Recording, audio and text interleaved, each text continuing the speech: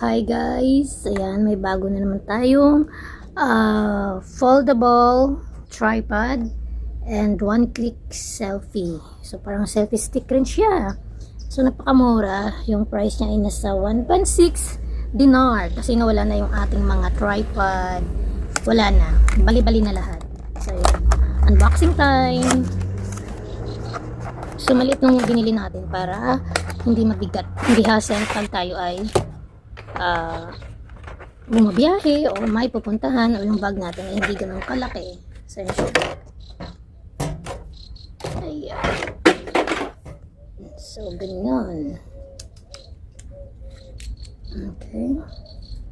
So ito yung ating paglalagyan ng ating phone para hindi mahirap pag magkuha ng photo and videos or kung manonood tayo habang tayo ay nagtatrabaho o nakaupo o nagkakape-kape. Ayan, meron na tayong tripod. O, paano ito?